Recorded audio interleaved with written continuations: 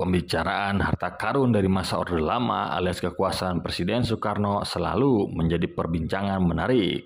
Salah satunya adalah harta karun yang ditemukan di perbatasan Sukabumi dan Bogor pada tahun 46. Kisah bermula di pertengahan 46 saat pasukan TNI mengamankan daerah perbatasan bernama Cigombong yang sebelumnya pernah ditempati pasukan Jepang. Saat mulai mengamankan daerah dan mulai menggali lahan, tentara tanpa sengaja menemukan peti super besar. Peti itu kemudian diserahkan ke Komandan Brigade TNI yakni Letnan Kolonel Alex Ever Kawilarang. Kata Alex, kami pernah diserahkan sebuah peti yang mulanya kami kira obat-obatan. Petinya besar sekali, waktu dibuka ternyata isinya adalah kontrasepsi.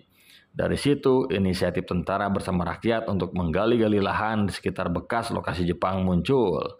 Mereka berharap bisa mendapat senjata buat melawan pasukan Belanda. Sayangnya, alih-alih mendapat senjata, mereka malah menemukan bom yang tak lama meledak dan melukai TNI.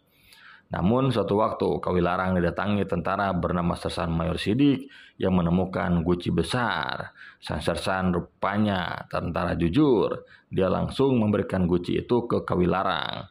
Padahal jika gelap mata bisa saja Sidik bawa guci ke Penada supaya bisa mendapat uang banyak. Kutip buku Hai Priyatna Abdul Rashid dari Cilampani ke New York. Sersan Mayor Sidik bersama beberapa anggota polisi, tentara, dan rakyat menemukan sebuah guci besar.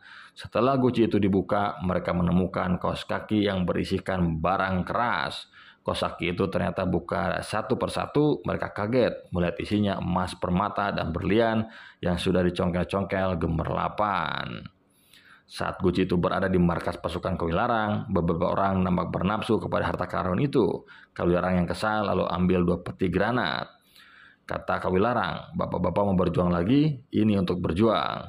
Ketika orang yang bernafsu pada harta karun itu masih terlihat penasaran, Kawilarang sekali lagi bicara berharap agar orang yang bernafsu itu cepat pergi. Ini untuk berjuang, tegas Kawilarang. Soal harta karun itu, Kawilarang juga tidak berniat memilikinya. Dia sempat menulis surat kepada Residen Bogor, Mulyani, mengenai harta dalam guci itu. Menurut Kawilarang, harta itu seharusnya berada dan menjadi urusan pejabat Kementerian Dalam Negeri seperti Residen yang ada di Bogor. Namun Residen bukannya menerima dan malah bilang kepada Kawilarang, jangan kepada saya, kirimkan saja kepada Kementerian Dalam Negeri. Maksudnya kepada pejabat tinggi Kementerian Dalam Negeri di pusat.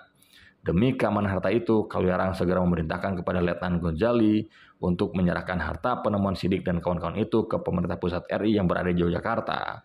Emas dan berlian itu sampai ke Yogyakarta dalam keadaan utuh. Di Jogja, emas itu diserahkan kepada Mr. Sumarman, Sekretaris Kementerian Dalam Negeri. Nilai emas itu hampir mencapai 6 miliar rupiah. Detailnya, harta karun itu berupa 7 kg emas dan 4 kg berlian yang asalnya dari perkebunan Pondok Gede, Bogor. Berdasarkan laporan dari tim, harta karun itu lalu diserahkan kepada Bank Negara Indonesia di Yogyakarta yang kala itu dipimpin Margono Joyohadikusumo.